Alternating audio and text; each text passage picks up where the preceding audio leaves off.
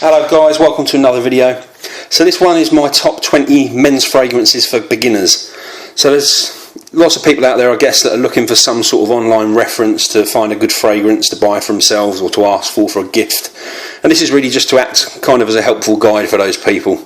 It's not my personal favourite list, it's not a list of bestsellers, although a lot of the fragrances on here will be best-selling fragrances. It's just a list of fragrances that I think that somebody that's looking to get into fragrance collecting or just to purchase a new one should check out to get some ideas. It's a list that would have helped me out a few years ago when I was looking to start my collection. So I try to put a bit of variety into lists, so there's quite a few different categories of fragrance in here. There's no niche on the list. It's an affordable list of fragrances for the average non-frag head really that's just looking for some tips. I haven't numbered these in order of best or worst. They're grouped by their category or their type, and you'll see that as we go through. I'm not going to spend much time explaining what the groups are because it could go on forever. There's a few fragrances that you'd expect to be on this list that aren't. Things like Le Male and 1 Million and Acqua di Gio. They're all really good fragrances, but they're so common, I figure most people will have heard of them or tried them. And also, you know, if you wear them, you're going to smell like everybody else. So I've tried to avoid a few of them, although they are all good fragrances. So I'm going to crack on with the list. I'm going to whiz through these pretty quickly with just a bit of basic info on each one, because else this could go on for a long time. So the first one on the list. So the first ones we're going to look at are aromatic fragrances. And this one is an aromatic aquatic. Probably one of the best known, best-selling fragrances of the last 25 years. It's Cool Water from Davidoff. So this has kind of got a seawater vibe, mint green notes in there. There's some lavender in there. So I still think this is a really great fragrance, even 25 years on. It used to suffer from being too popular where I live, and I didn't wear it for years and didn't really even like it, but you don't smell it very much anymore, so I'm championing a resurgence on this one. So that's number one, Davidoff's Cool Water. Number two, it's from the house of Herrera. This is an aromatic fougere, and this one's called H.M.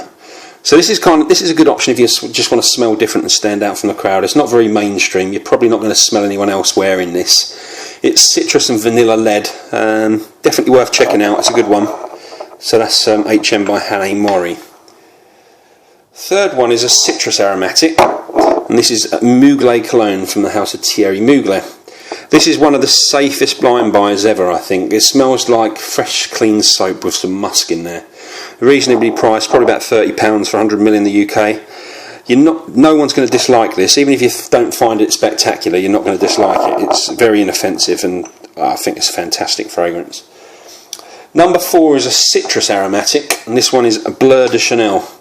This is a really, really well blended citrus and incense fragrance. There's some woods in here. It's got vetiver in there. Great night out fragrance. This one is. This is a real compliment getter. So if that's what you're looking for, this is definitely worth checking out. Highly recommend that, Bleu de Chanel. So now we're going to move on and look at some Oriental fragrances. First up, which is going to be number 5 on the list, and this is simply classified as Oriental, and this is Homme Edition Blanche from Chanel. So this one is got a really great Sicilian lemon note in here. It's blended with pepper and bergamot. There's tonka in there, vanilla in there. Gets compared to the smell of a lemon cream pie. And it is similar to that. It's similar to an extremely expensive, high quality lemon cream pie.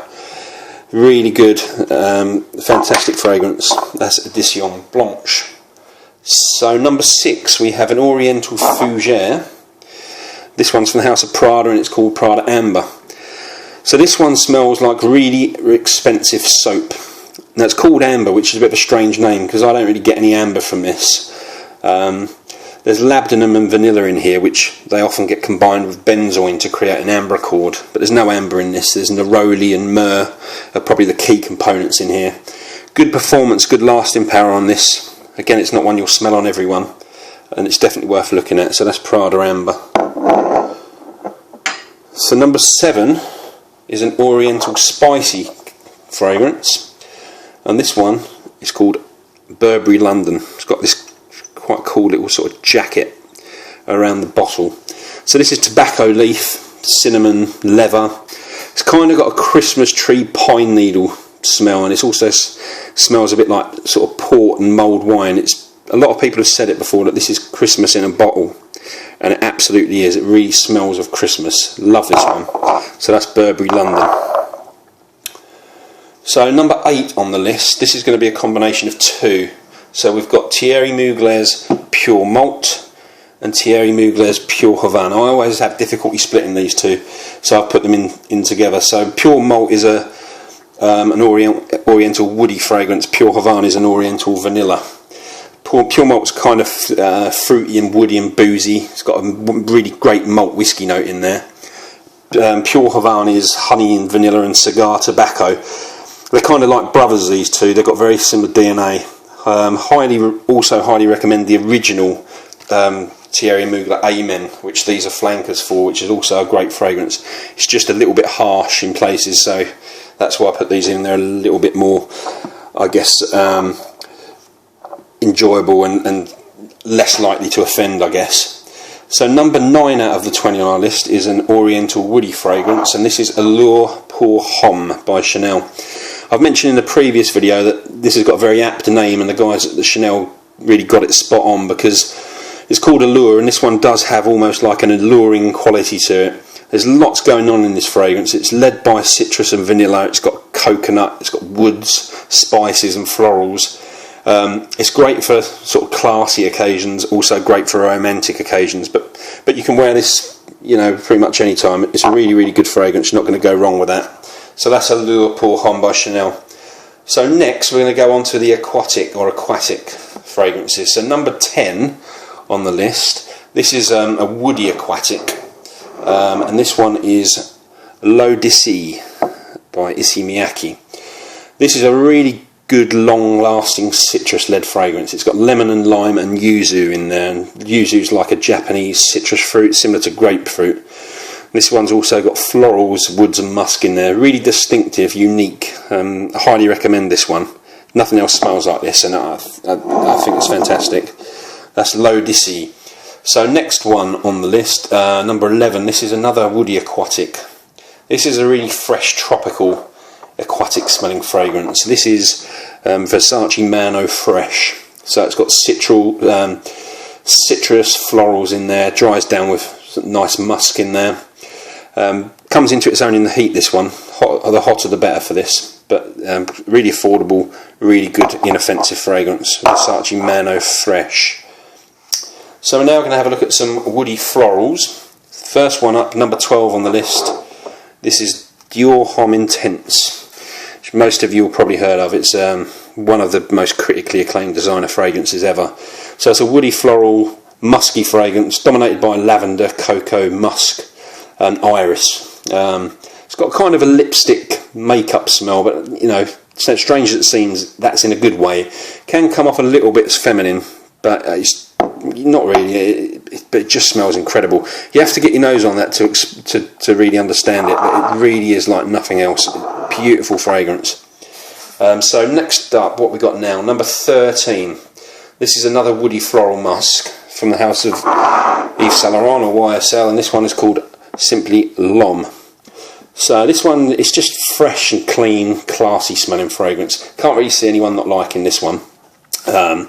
Its dominant notes at the top, it's bergamot, lemon, keynote in this one's ginger for me. Kind of spicy and peppery in the middle. Moderate performance, I guess, on this one, but it's not bad. But the smell of it, very, very good. Yves Saint Laurent's L'Homme.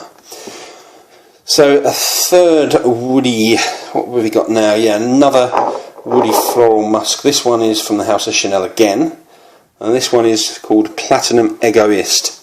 So don't confuse this with the original Egoist fragrance. There's really no similarity at all as far as I'm concerned. Completely different.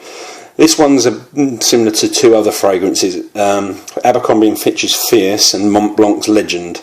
But this one is far better than the other two, in my opinion. Describe it as fresh, green, herbal, woody, floral. Got a slightly metallic accord in there as well. Not one you'll smell on many people outside a fragrance fan. Definitely the one that I love having in my collection. So that's Platinum Egoist.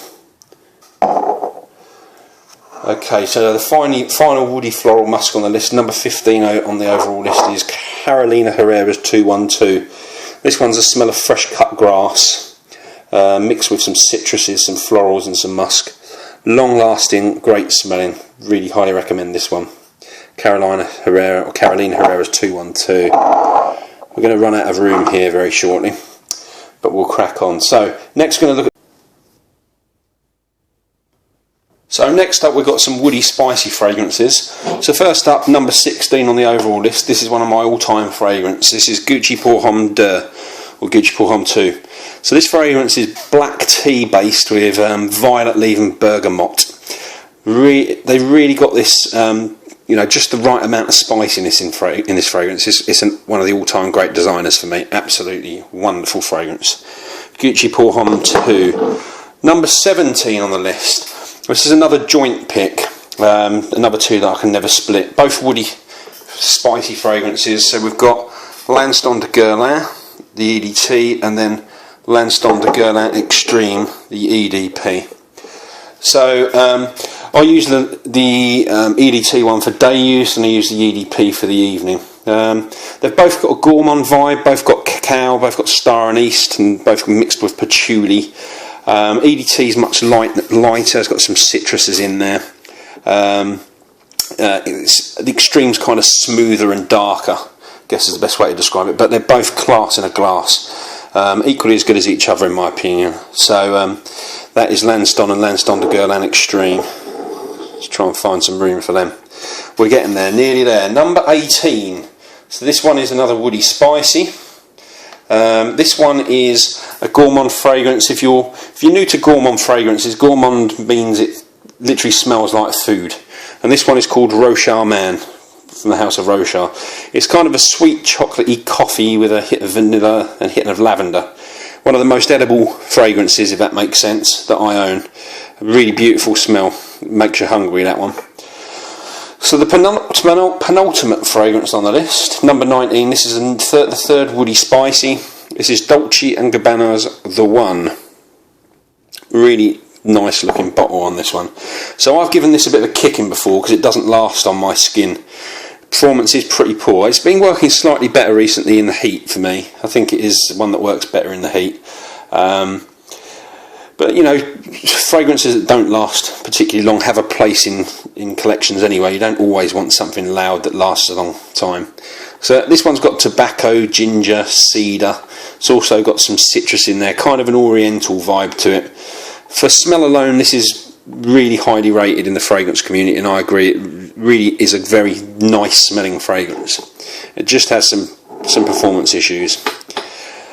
So finally, last but no means least, number 20, this is from the house of Victor and Rolf, and this one is called Spice Bomb.